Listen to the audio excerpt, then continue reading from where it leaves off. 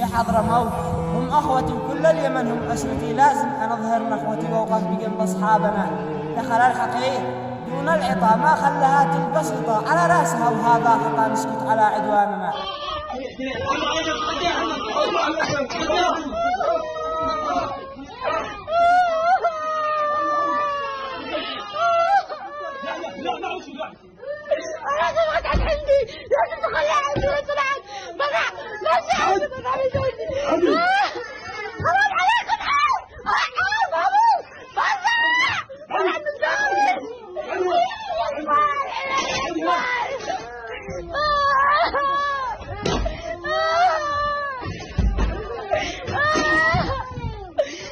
يا أصحابنا شفت العدا، شفت العدو ذي قد بدا، يا أهل اليمن هل شي حدا يرضي بهذا بيننا؟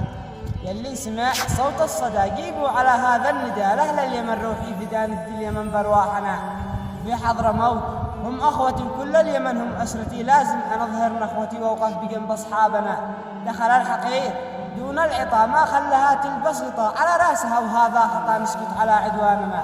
ما دام داهم عرضنا لازم نشوف أصحابنا، وعلى الشرف ما همنا المت وإن شي جالنا.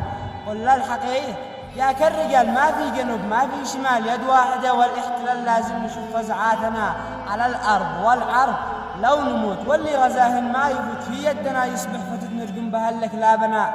وأهل اليمن كم قد بدوا ضد الحقير ضد العدو، واجدادنا قد مجدوا والفوز ورث اجدادنا. يا أصحابنا شفت اللي صار، يا أصحابنا شفت اللي صار، يا أصحابنا شفت الحصار.